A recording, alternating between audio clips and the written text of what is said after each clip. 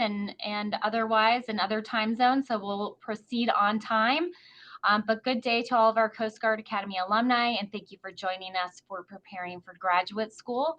My name is Laura Holbeck, Manager of Career Services at the Coast Guard Academy Alumni Association. Today we have the pleasure of hosting one of our corporate partner companies, Smart with a Heart. Nafeez Amin has prepared thousands of individuals for graduate school, serving for nearly 2 decades as president of Sherpa Prep, one of the highest rated providers of standardized test preparation and admissions services. Nafeez also co-founded Smart with a Heart, the first organization in America attempting to provide premium test preparation and admission consulting services on a not-for-profit basis, which is amazing. And with Nafeez today, we have one of our own alumni, James Dawkins from class of 2015. James served as an intelligence officer for the last 7 years in the Coast Guard. He most recently completed tours at the National Security Agency and National Reconnaissance Office, very impressive. And currently James is pursuing his MBA at the Anderson School of Business at UCLA, really amazing. So we're thrilled to have you both here to deliver this webinar to our alumni. I know this is a big kind of mystery topic sometimes for our alumni base, just because of the nature of being military officers. And before we kick it over to you, Nafeez, I just want to set a couple ground rules for this webinar session. We ask that our attendees please use either the Q&A chat button on the bottom, which will allow you to submit questions that only myself or the panelists can see, or you could use the chat window for the webinar, but then just know that those are visible for everybody. This session will be recorded and is being recorded currently and will be sent to all registrants at the end of today, along with a survey to collect any feedback. And we welcome you to the floor, and you have the comms, Nafeez. Thank you. Thank you, Laura. It's really my honor to be here.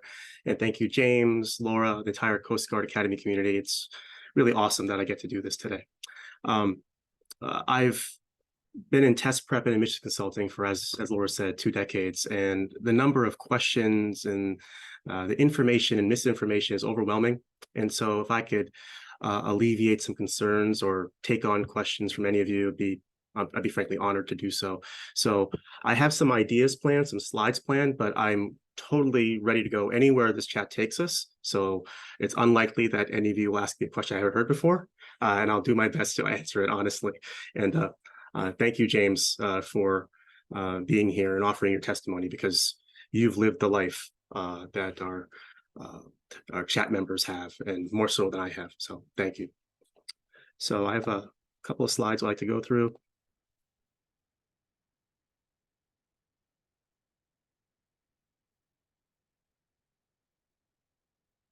So we're trying to widen the funnel into graduate school for military veterans as yourselves, first-generation students, underrepresented minorities, women, anyone who's frankly underrepresented in graduate school, be it law school, business school, or some other program.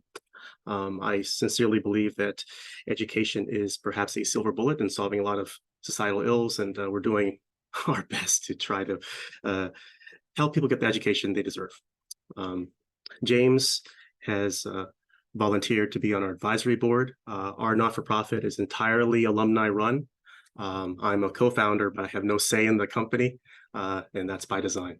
So we have, thankfully, a lot of goodwill from really, really talented people like James to help steer the ship.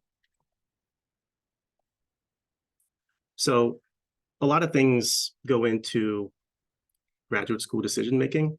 You know, a lot of people consider career pivots, for example, military to private sector, military to government, perhaps, or private sector to private sector, be it consulting to banking or whatnot. So a career pivot may be a good reason to consider grad school. I also think that the candidate should consider return on investment.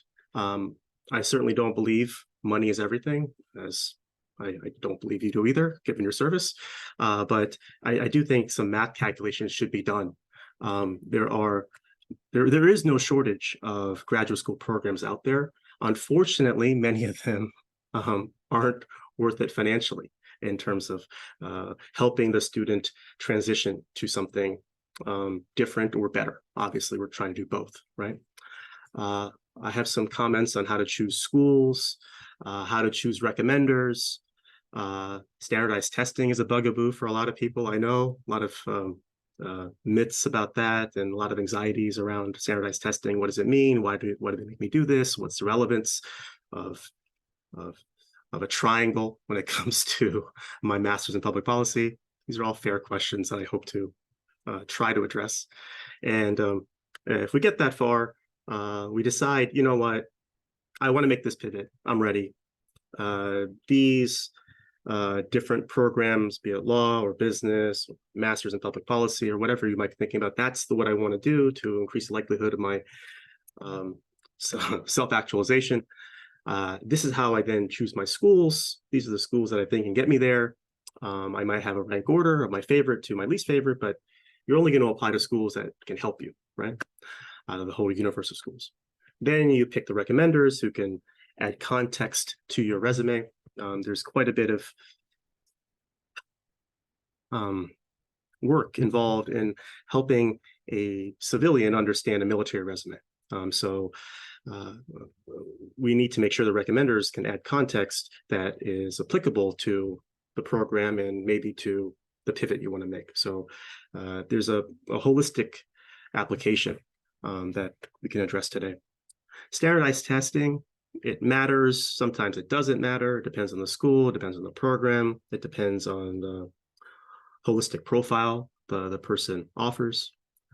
For example, if a student doesn't have a quantitative background in college and the master's program or grad or PhD program they're looking to has quantitative aspects to it, standardized tests can help mitigate.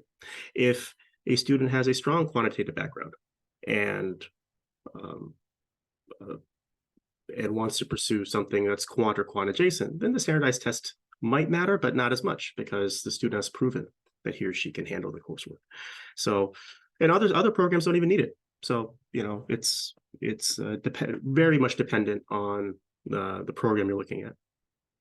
But what is certainly not dependent on the program you're looking at is the personal statements. Your personal statements matter quite a bit, not just to get in, but for your own self. I think working with James last year, he can attest that it's a almost cathartic process writing these things because it gets you to crystallize why you're doing this. And like the personal statement exercises are more for you than it is for admissions sometimes. I was like, why am I doing this again? Why am I going to give up 2 years of a career? Why am I going to pay, especially for an MBA program, like hundreds of thousands of dollars perhaps for this? It's really provides clarity. So when you get there, you have your plan, you know your why. And feel free, you know, to ask questions at any point here.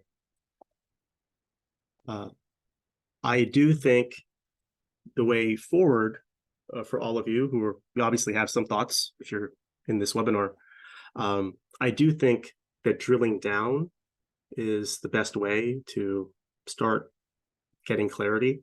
Too many students in my career, and I've had the pleasure of teaching tens of thousands at this point, they have like an idea what they want to do, but there isn't a whole lot of backing for that. It's like anecdotal. My friend did this, so I'm going to do it. Or I heard somewhere that I should do this. And some of it's like just keeping up with the Joneses, you know, familial pressures and whatnot. I do think the best outcomes are the ones that you're certain of. So it starts with, what do you want to do? I think James will attest that in all of my standardized test prep classes, I ask really unusual questions like this, like, why are you here? Is like the first question I ask, because we want to draw from a reservoir that you'll need when you pursue this. Yeah, yeah, go ahead, James, please. I was just going to jump in because you've mentioned it a couple times. So early on, for those that I guess we're asking, like, there is a course. I attended one of Nafiz's courses, which is what he's alluding to. And yeah, early on, it became a question of why do you want to go back to graduate school? And that cathartic part that I think you alluded to really helped answer the essay questions later on, which no matter what school you apply to, you're going to have some level of essays that really demonstrate your value to that school. Like one of the things that Nafeez mentioned to me earlier on was it's not just you trying to get them to accept you, it's also a value proposition to the school as far as you're a long-term investment in the school. You might be some future leader, etc. So a lot of these questions help provide a really robust answer to that school as far as why you would be a good investment long term. And ultimately, it just validated everything that I thought about too. So you might go through this process and you might be like, no, I'm good. I want to stay in the Coast Guard, or I want to go do something else. And I think that's a perfectly valid conclusion too.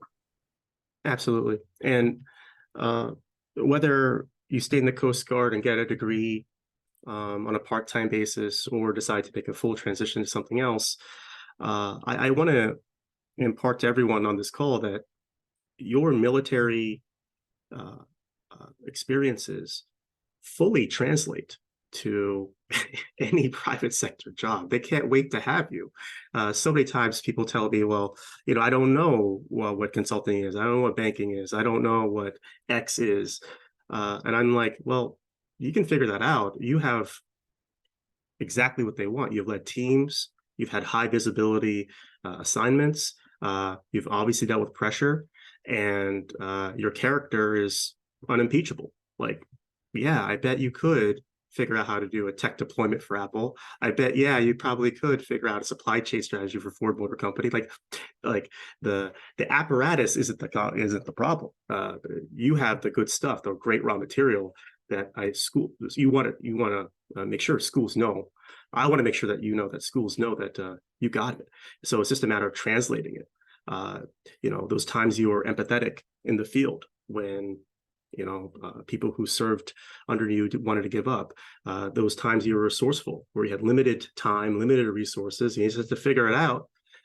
Well, guess what? Any business would want to hear from that, So you have a lot of value, and it's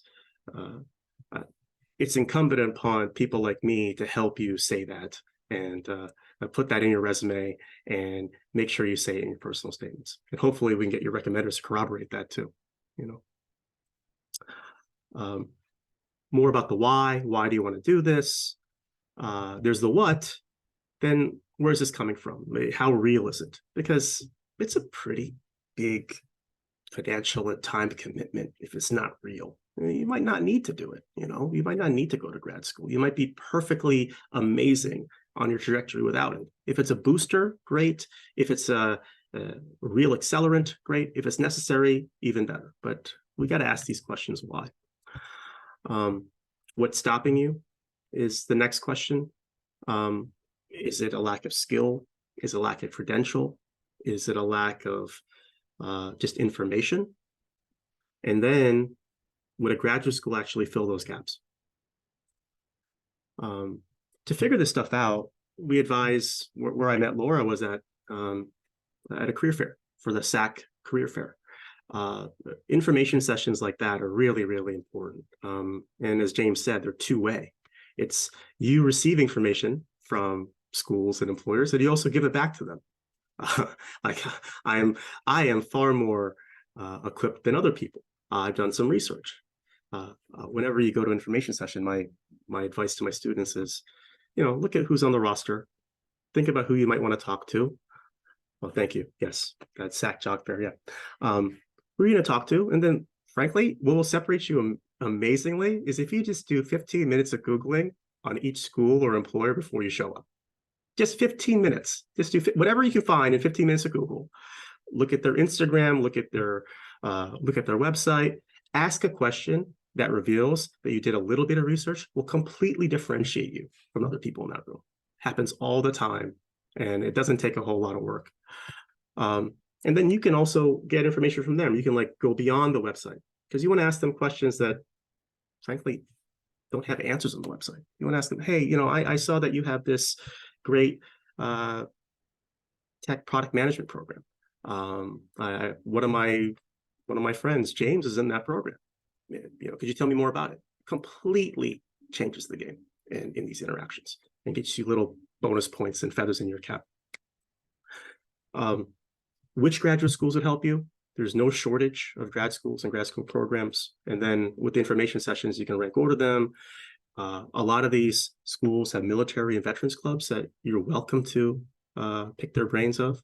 I have found that military folks are incredibly forthcoming and helpful with other people who want to make transitions. Or again, if it's just to go to the school and you still stay in the military, they're still very helpful in helping you understand what's going on there. The how are you sure is a bit of a standardized testing tidbit. It's critical reasoning. I always ask my students to think about the premises. What facts do you have to make this decision? Sometimes facts are easy to get. They're freely accessible, like employment reports of your schools, data about who recruits there, that kind of stuff. And other stuff is not quantifiable, but just as important is qualitative data. Like, wow, I had this post, I had this trajectory. This person I'm talking to is just 3 years ahead of me in the process, and he or she is doing this, and I kind of like what they're doing. Having those conversations, one person isn't enough. You want to have a few conversations to figure out what's real and what's not. But doing your best to get actionable premises, facts, be it qualitative or quantitative, makes all the difference. And then lastly, what trade-offs are you willing to make? Because most of the programs you're considering probably have different options. Like, for example, James's school, UCLA Anderson, they offer an executive program, they offer a night and weekend program, they offer a full-time program, and that's really about trade-offs. Same degree, but different formatting. And it's really a decision of like, do I want to jump in and take the risk of being unemployed for 2 years to make a pivot? Or no, I'm good. I know what I'm doing. I like my job. I like where I'm at. I just want to get this boost on a part-time basis. So the trade-offs are time-based. The trade-offs are also risk-based, timing and economy, perhaps, if you want to go to the private sector. So these are the questions I think you should ask, probably in this order. I'm stealing from Isaac Newton. He had a 5 whys concept. This is more than 5 and probably not as pretty, but I do think this is the way you think about it. James, do you have anything to add there? Or? No, I'll just say this is definitely geared towards those that are on the fence or potentially considering like career switching. But if you're still in the Coast Guard, you're pursuing like a graduate degree to advance your career, and you already have gotten through like I need this in order to advance in my field, or hopefully to make 04. Hopefully that's already answered for you. And I think some of the later sections on test prep will help you at least understand the preparation process now that you're like, I want to go back to grad school through the Coast Guard to advance my career. But I know a lot of this has definitely been geared towards those that are considering a career pivot. But I think there's definitely meat and potatoes still for those that are staying in and just want to go through the grad program within the Coast Guard as well. Yeah. For the people who are staying in, it's like the first few questions are pretty much mute. They're pretty much answered for you. So all of you can just go right down to the bottom of the list. Standardized exams. There are 3 reasons they exist. Some of these are more palatable than others, frankly. One is that, and this is one that the schools are okay saying out loud, it's about readiness. The standardized tests are a proxy for a certain amount of skill that you would need in programs, be it from a qualitative basis or a quantitative basis. The GMAT and the GRE, which I've taught for a couple of decades, are advanced versions of the SATs and the ACTs you may have taken back in the day. They have facets of algebra, numeracy, mental math, On the verbal side, they have reading comprehension and critical reasoning. The GMAT and the GRE are used by schools as part of their process because they've been validated over many decades to have some relevance, some predictive quality in your performance at school. When I say some, I really mean some. They're not determinative. There are plenty of, frankly, geniuses who do poorly on standardized tests. And there are, frankly, a lot of incompetent people who have done great on standardized tests. Okay, this is not a perfection. This is not a litmus. So any school worth its salt uses, if they do use it as a portion of their bucket. It could be as little as nothing. We don't need a standardized test. It's optional, perhaps. And other schools, in their black box, which they don't like to reveal, it might be maybe 20%, 25%, maybe even 30% of the application. But the idea that if someone is going to, let's say, business school, and is going to figure out what the optimal price point is for a product, or is going to try to figure out how many employees they should hire, frankly, that's quite a bit of algebra, and it's actually calculus. If you remember any of that, like it's the first derivative is going to tell you the slope of something, and then you got to figure out where the lines meet. And that's not even advanced anything. It's just going to be part of your programming, be it in accounting or finance or statistics, which are, part of your curriculum. So the GRE and the GMAT don't even go that far. They just stick to Algebra 1 and Algebra 2. So if someone is struggling with that, it just breeds concern as to whether they'll be able to swim in school by themselves. On the verbal side, it's mostly about reading information that's dense, frankly boring, as James will attest. It's not meant to be interesting, but it's dense, and it's the job of the reader to figure out what's at all important here. Here's 500 words about a topic I have no interest in. The clock is running. I'm feeling stressed, and I got to figure out the main idea in about a minute and a half. It's a test. It's a test to filter. Especially in our world, we have all this information. What's important? That's not easy to figure out. And so this is a proxy for that. There is some readiness aspect to it. And the GMAT and the ETS, the people who run the GRE, continue trying to validate this to schools, and the schools accept these validation studies. They are predictive, not perfectly so. The second aspect, the middle, the selectivity indicator, is uncomfortable. And this is the one that schools don't really like talking about. There is, I got to say, a perverse reality here. The schools don't like to let people in.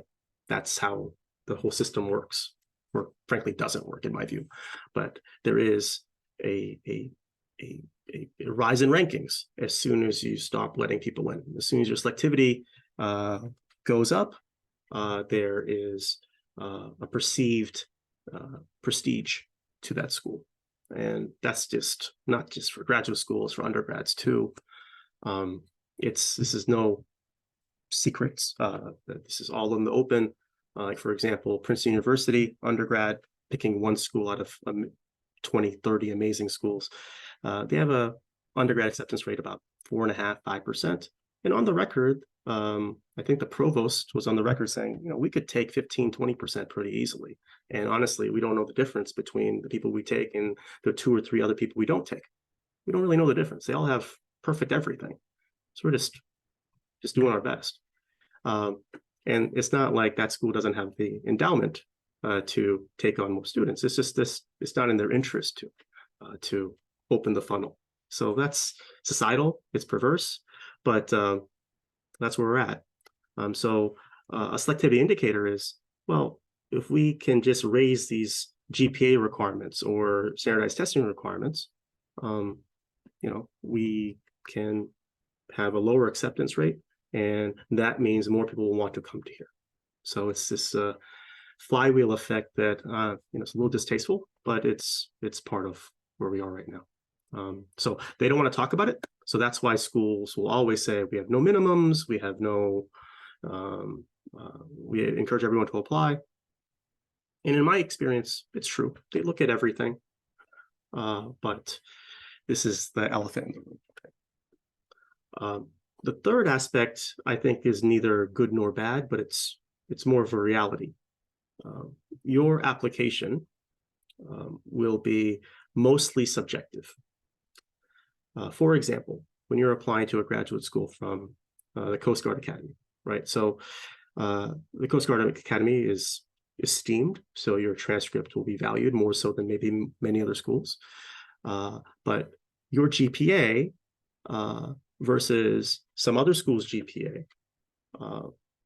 how do we translate that? How do we translate a 3.5 at your school versus a 3.7 at some other school that might be not as prestigious subjectively? How do you compare someone with a certain GPA or two equal GPAs, two people with the same GPA, the same major, but they're different institutions? How do you compare them subjectively? How do you compare people who may have not had the best first year for reasons such as their high school didn't prepare them for the rigors of what just happened, like many of us felt that first year of college, but we figured it out. We got through the storm, and we got resources. We figured it out. We got tutors, we got study groups, and we finished on the dean's list. How do you measure trajectory changes? Subjective, right? Or worse, family stuff, illnesses, that kind of stuff that might have totally kiboshed a sophomore year for some of us, right? So the GPA and the transcript, although to many people on the outside is standard, like a 3.5 is better than a 3.3, not so fast. That 3.3 might be better than a 3.5, frankly. That depends on a lot of other factors. And the people that you're applying to know that, and they will look at that. Another thing that's subjective is your job history, right? You're all surveyed. That's beautiful. That's wonderful. You'll get a lot of credit for that. Everyone's rooting for you. But how do you compare that to maybe someone who is a consultant or a banker or a programmer or works on the Hill, Capitol Hill? Like, how do you compare those things? Well, I guess subjectively. It's easy to compare you with other people in your milieu, but comparing people across silos is difficult. Difficult meaning subjective. How do you compare recommendations? Everyone has good to great recommendations, right? No one has a bad recommendation, right? So how do you compare those subjectively? So most of the inputs, I'll add one more, extracurriculars. If you can, you're all in this room pretty much excused from societal impact extracurriculars because your life is service, but other people aren't so much. So what about the person who is working in the private sector but spends 10 hours a month in Habitat for Humanity or at a soup kitchen or tutoring a kid? How do you measure that? Compare that, really. So these are all like wonderful people, and because of selectivity, and this because of the numbers game, not everyone's going to get in, and they choose this in a very subjective way.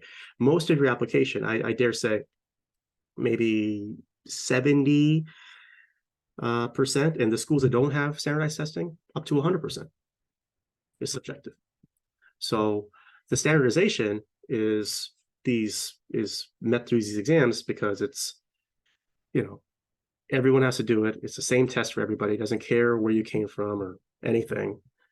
Good or bad, mostly good, some bad. Take the test, let's see what happens.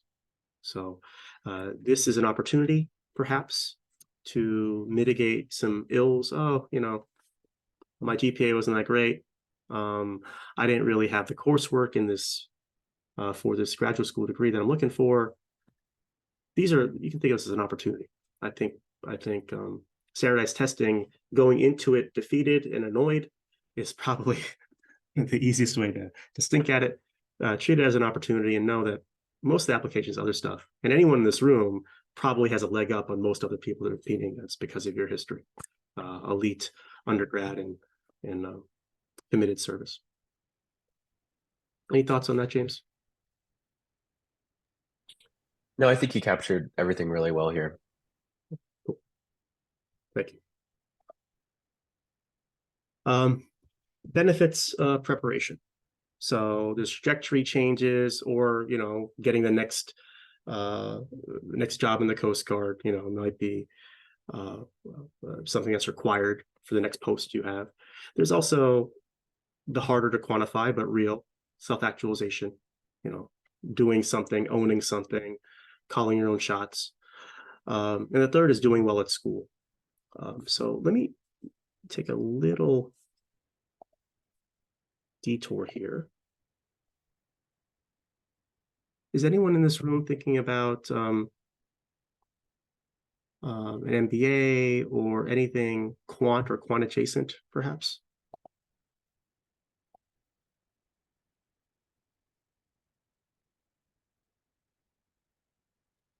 There's at least one. Good. Okay. Well, let me show you something.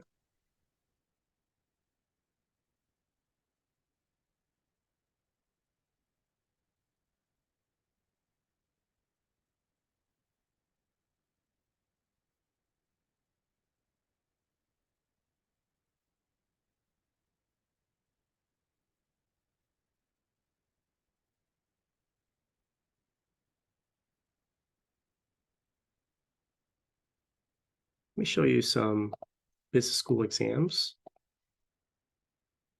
And this could be true if you get public policy. Public policy programs have plenty of quant nowadays, figuring out, the numbers behind policy implementation.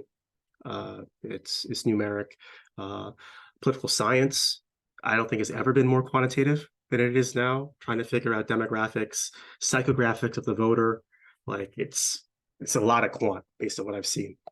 But I just want to show you, like, preparing for these, annoying standardized tests does have second order and third order effects that are very positive for you, so that when you go to school, like the rigors of the school won't be there. Okay, so here's an exam from Berkeley, and it's an econ class that is actually cross-listed in the MBA program and other master's programs, because a lot of programs that have some econ in them. And you can see that this is one out of probably thousands I could have picked. But you can see this is a probability tree, figuring out how to, solve this problem, patent infringement, do we sue or don't sue, decision analysis, and very quickly it becomes this. And this is a quadratic equation. That's all it is. And you figure out, if I think I have a more than 6% chance of winning, all right, I'll do it. This is a second order effect of preparing for these annoying tests. If you can find X on the GRE, you'll be much better suited to do well in school and not have it be an issue. James is just starting his program. James, didn't you have very recently some pre-MBA work to do, I imagine? Yeah. I mean, we had a summer course, so I did accounting. So like then Commander Hickey's classes definitely came in handy. It's math heavy from the get-go. I will say the preparation from the academy as far as like translation. So I was actually able to test out of the econ course from like Doc White's micro classes and whatnot. So from a preparation standpoint, I felt very prepared from coming from the academy. But I mean, I'm in a data and decisions class where I need to use my probability and statistics, that I took back in my third class year. So I will say it's very math heavy. There are no non-math courses in any, at least MBA program now. I think all of them, like you said, Nafeez, they lean into, everybody wants to talk about buzzwords like AI or machine learning, but what sits underneath those is really just hardcore statistics, and you need to be comfortable with those stats and data, which ultimately you like you said, you do some type of analysis on, and you get some type of answer. So no matter what program you go into, I think you just got to be comfortable, or somewhat comfortable with dealing with math. Yeah, I think not to scare off people, you don't have to be a quant and create algorithms yourself, but you have to be conversant. I think you have to be numerate is the word I use in class. Instead of literate, you got to be numerate and be able to speak the language. I got many years on most of you, but when I went to business school in undergrad, like marketing was seen as the least quantitative discipline in business school. It's like the most creative, but it wasn't really math heavy at all. But that's not the case. It's completely flipped. Marketing nowadays with SEO is like probably as quantitative as anything else. And so I do think that if we can get the students to consider, well, if I learn how to find X better, can do mental math better, can make better decisions, can filter the noise and annoying passages, you know, there will be some downstream second order effects that'll help me in school. Because the last thing, and I tell this in class all the time, the last thing you want is to be struggling in school. There's so many other things you have to do in school. You got to recruit, you got to make friends, you got to join the clubs, you have to, you want to join the clubs. You might even want to do your startup. And the last thing you want to do is, you know, be worrying about your homework. The homework should be an afterthought. You should be like, I got this, it's covered. Oh, I see some of you are wanting to do ops research. Supply chain. I mean, come on, that's pretty much all math or math adjacent. Math adjacent. I don't want to diminish human capital, but it's definitely math adjacent. Cool.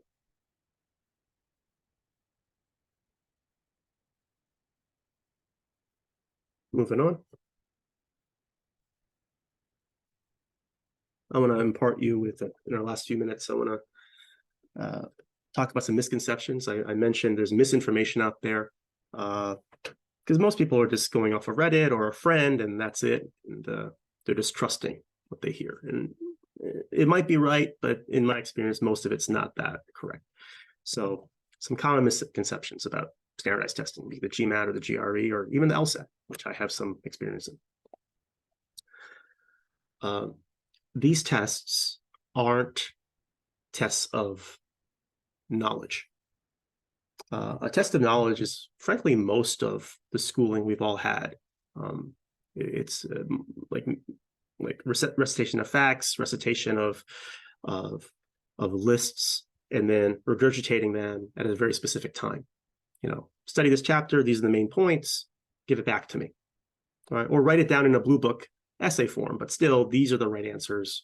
Give it back. And this is a bunch of hurdles, like every 2-3 weeks or every few months in college, where like, there's a hurdle, here's what the test is, give it back.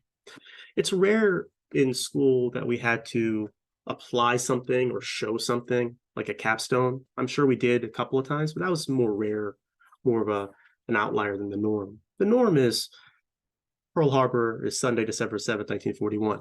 That's basically most of our tests. Or even in math, it was just like, oh, here's this question, here's a series of steps, here's the proof and how I do it. Give it back and then forget it for the rest of your life. You know, that's unfortunate, but that's true for even grad school somewhat. These tests aren't knowledge-based, they're skills-based, which is definitely a step, I got to say, higher than just knowledge. Skills require a prerequisite that you know that you have the knowledge. You know that how to solve a quadratic equation. You know that premises plus assumptions equal conclusion in a critical reasoning argument. That you know that pi r squared is the area of a circle. Those are just prerequisites. Skills are, okay, here's a question that has multiple features to it.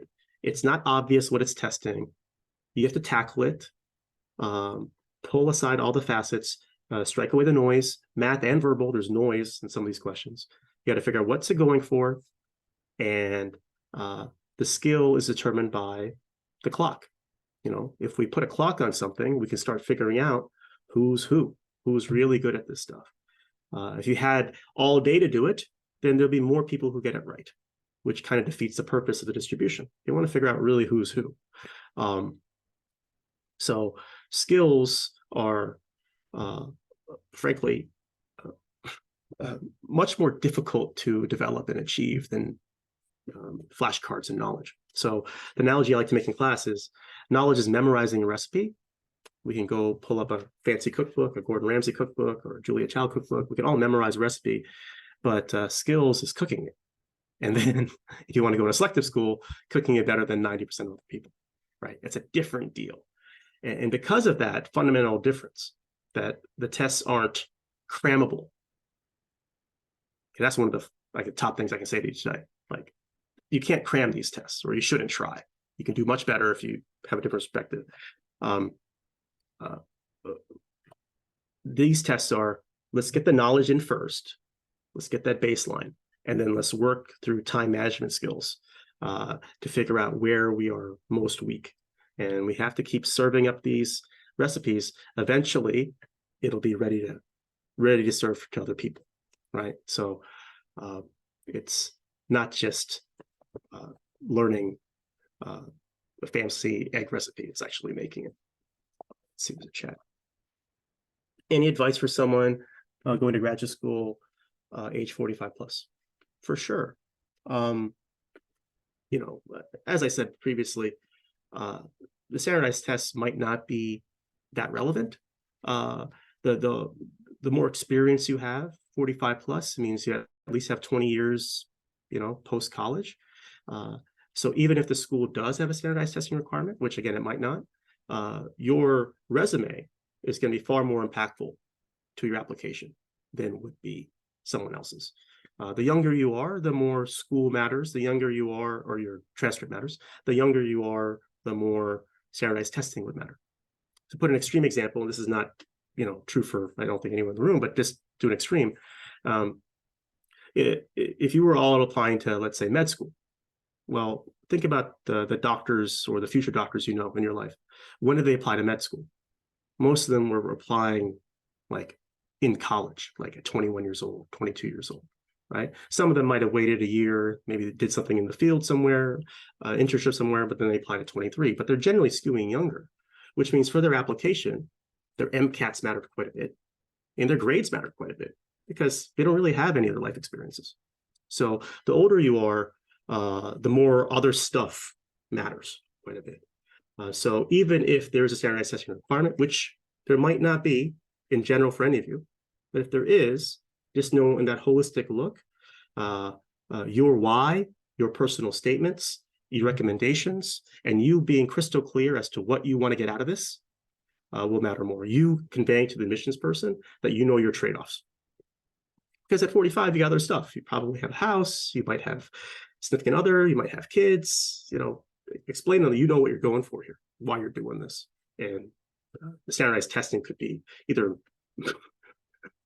not important or not even required for you.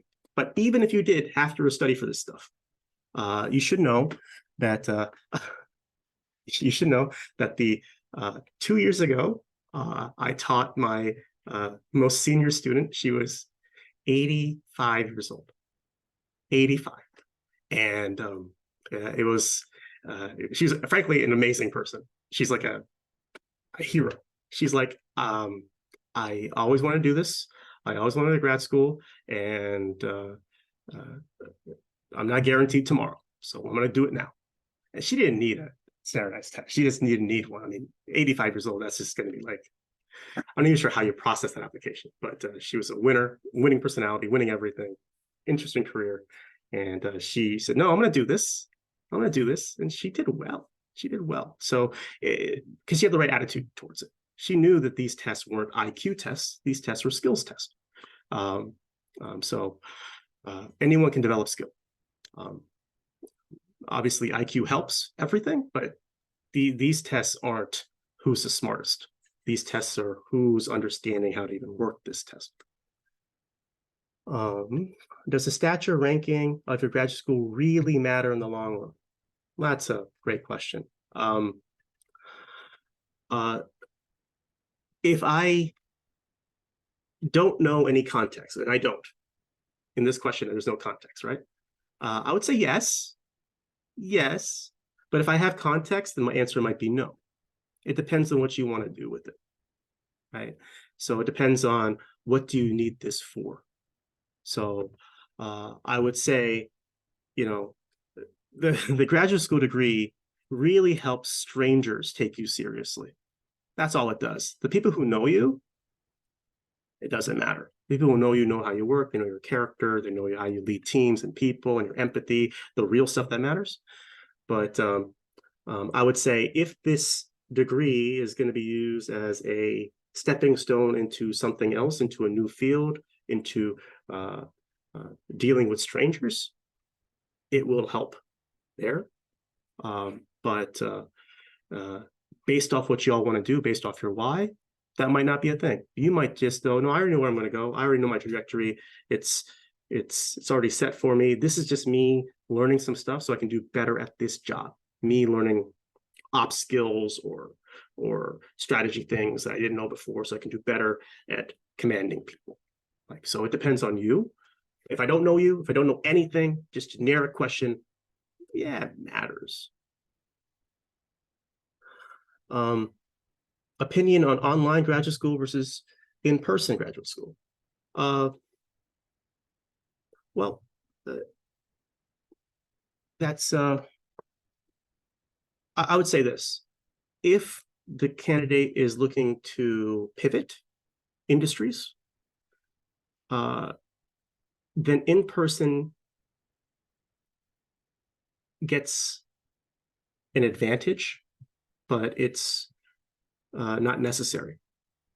And the reason I say that is because the pivoters, the transitioners, really need to network. They really need to go to industry conferences. They really need to participate in the clubs, the school clubs, help the school host events and stuff like that. And in person, you have better chances of making those connections. Okay. I'm not saying online is not possible. It is possible. It's just a little bit harder. But as far as the value of the education, as far as like the rigor, those are the same. Those are the same. It's just more about like the outside of school. What do you get to do? Do you have any thoughts on that, James? Were you considering some different? Yeah, you nailed it on the head. In my opinion, for whatever it's worth, you get more access to on-campus recruiting. So as you say, like if you're a career switcher, there are some people that only recruit on campus. Like if you want to go into consulting and you love prestige and you want to recruit for one of the top 3, they really only do pull from specific schools on campus. It's like anything's possible, but it's definitely one of those things where it's a lot easier to network, to do the on-campus recruiting than it is to hustle on your own if you're going the online route. I will say the other thing too is if you're in an established career path, like if you're already at a company and you want the MBA to hopefully advance within that company, yeah, I think online is perfectly acceptable and will enable you to do those things. Because at the end of the day, like the fee said, you get taught the same thing. Like econ for managers is the same, whether you're doing the part-time, full-time, online. The course curriculum doesn't change. The only thing that changes is the extracurricular outside. So that's really where the value was for me. And that's why I decided to do the in-person. Yeah, thank you. The schools really can't take risks on the quality of the degree. They can't, so they want to make sure it's actually a lot of times same professors and definitely same curricula. It's just the extracurriculars that I think is the difference. There was a question about U.S. Coast Guard graduate school. I can't comment on that. I'm not familiar with those acceptance rates specifically. I will say that for those of you who have STEM backgrounds, it helps your application in all degrees. If you want to go to law school with a STEM background, great. Can't wait. Want to go to business school with a STEM background? Fantastic. There's no shortage. Well, there is a shortage. I lied. There is a shortage of STEM. And so if you have it in your background, you could use it and deploy it any way you want. It's seen positively. A few more comments. One thing, another facet of testing is that you will be beholden to the learning curve. I know you've heard the phrase before, might know what it means, but for whatever reason, students don't apply it to testing. Testing stinks early. It absolutely stinks. Like, you're gonna go to work and you're gonna study some things, and it's a slow start. It just will be, because the exams you'll take are all final exams. If you think about it, like that first practice GRE you take, or the first practice LSAT, or first practice GMAT you take, it's a comprehensive. It's like taking a final, right? And you haven't really studied yet. And then let's say you study 2 weeks. You've barely scratched the surface as to what's going on, but you're expecting greatness, right? You're expecting to pass the final 2 weeks into the course. Like, that's not going to work either. It's going to be a slow beginning for 100 different reasons. And then if you keep at it, if you have accountability partners, which I so endorse, having friends who will help you, having significant others be on the team with you, encouraging cheerleaders, you will then hit this, which is it's so easy for me to teach when people are in here. That's just the beauty. That's just awesome. I'm on autopilot in that time, like, because you're getting positive reinforcement. Wow, I'm figuring it out. I can see the end. I can do this. All the positivity comes. It's easy to teach. And then inevitably, because it is a normal distribution, you're going to plateau somewhere. And then you're going to hit this frankly annoying place where you're good at stuff, but not great. It's going to happen no matter what. You're good, but not great. And let's say you want to be great or need to be great, depending on your application, right? The way out of the plateau is through self-awareness. I want to impart that to you. It's self-awareness. It's about having an error log. It's about being very honest. And I think James can attest. Error logging is seen as like an annoyance at the beginning. It's probably annoyance forever, but like, it's the only way out of like, oh, I don't stink. I know what I'm doing, but gosh, how do I get that extra 5 percentile? It's only through self-awareness and being honest about why you're getting stuff wrong. Any comments there, James? Is that? Yeah, you're 100% right. I will say, like, the other thing, because I think we're short on time, is just a couple like little anecdotes for my experiences with specifically the GMAT. I did not take the GRE. Was early on, Nafi said, it doesn't matter if you get a 400, 500, 600, 700, 750, your experience in the test is the exact same, meaning it's an adaptive test, which was brand new for me. It literally figures out your pain points and it kind of attacks them. So you have a miserable experience for 3.5, however many hours it was, and you just got to sit there and get through it. So that was something that was really interesting. So it's one of those things where it doesn't matter how much you improve, it feels like you're still doing like equally bad at times. So that was really interesting. The accountability and the error logging, like, I will say, like, I saw a lot of my friends, they went back to grad school. So like Jake Cram, who was 14, he went to Booth, and Walter Heaney, he went to Cornell. He was also 14. They did the self-study route. They hit a lot of walls. They tested early. And I saw that was definitely not the way to go through it. And so when I decided that I wanted to go back to school and get an MBA, I realized, like, I don't want to do this myself. I want to learn some of the cheat codes to hopefully level up quicker than just brute forcing it through me, like, trying to learn the skills. Sometimes, and this is like again, one of those like little Nafi's like hidden secrets. It's like, say you do the official practice guide, or say you're already doing official practice for the GRE or GMAT, you look up the answers in the back and you're like, what is this? Like, how am I supposed to do this in 2 minutes? Like, this doesn't make any sense. That's designed on purpose. They want to keep how you actually should solve some of these problems from you. And it's just a gatekeeping exercise. But I think a lot of that stuff you wouldn't know if you go at it on your own.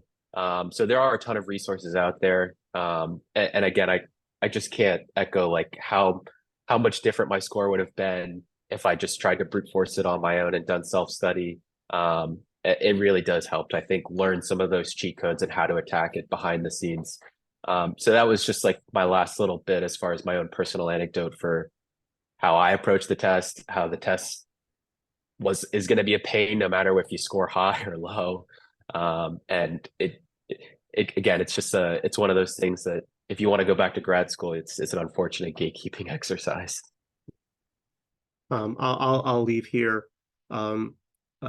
We believe that human intervention, beyond like the fact that there are a few professionals, and humbly, or not humbly, I'll say that I think we can help, that can help with those cheat codes. Like mostly, this is about dealing with these troughs that will occur. And I love this tweet from this Liz and Molly account, because this is how I find my life to be. It's not linear. And a lot of us are type A, and we want to plan for things. Oh, we'll get this score by this day. We'll get this score by this day. We'll apply, write essays on this day, and we'll be done. That's really not how this works, because as James said, it's an adaptive test and it's a skill-based test. So imagine I never cooked anything before in my life. Imagine, on Thanksgiving, opening my food truck. That's like, what a strange thing to say. Dude, can you cook?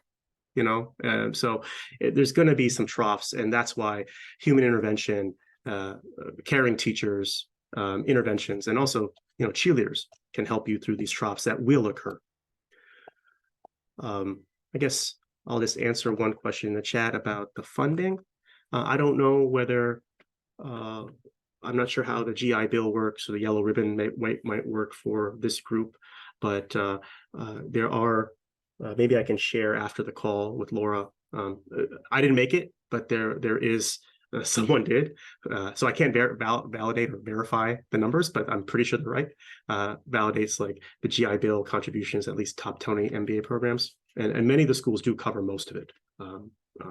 Some schools like NYU actually have scholarships that go beyond the GI Bill, go even living expenses. So, and even if you don't have that kind of stuff, you should know that the sticker price of a school isn't the price.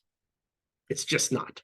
There are scholarships available for people who are increase the diversity of the class. It could be through their military background or other factors. And so there's lots of scholarships that they give out that you don't have to apply to. Most of the MBA programs just have their scholarship pools that you don't have to write separate essays for. Yeah, that's 100% right. For the yellow ribbon, some of it was actually not right, Nafeez, believe it or not, on the calculator. If you go to a public school, it's fully paid for. If you go to a private school, there's typically alternative funding options. And when I say fully paid for, that's assuming you have 100% of the GI Bill and you qualify for the yellow ribbon program. You only qualify for the yellow ribbon once you've accrued that 100%. So if you go to the academy, that means you have to do 8 years, like I did. Like Nafeez said, there are like scholarship pools. Typically, how you get competitive and get money is by doing better on some of the standardized tests, and that's it's another. We had a classmate. She tried to she dropped out because she realized how much money her classmates were getting, and she wanted to just take another crack at the GMAT or GRE, get a higher score, reapply the next round to get more money. So again, it's one of those things where there's a lot of money given out, and it can be dependent on a lot of factors, but getting a strong standardized test score can really push you over the edge. So that's just, again, one consideration. Yeah, so much great information today. I really appreciate the time that you both took out of your days and your schedules to share all these tips with everyone, but also these resources. And for our alum, know that you can follow the link that I put in the chat for Smart with a Heart. You can also go to the Bears Supporting Bears Network platform, and you'll see the logo there. You can click on it and follow that as well. And of course, reach out to me or James or Nafeez directly if you have any questions about getting ready for these tests. So very much appreciate it. Thank you so much. And we can't wait for your next one in the new year. Oh, can't wait. Next webinar. honestly, it's an honor. Thank you so much. Thank you Yeah, so it's much. been great. You guys are doing great things. So good luck with school, James, and we'll be in touch, Nafis. Thank you. Thank you. See everyone. Thanks. See ya. Thanks, James.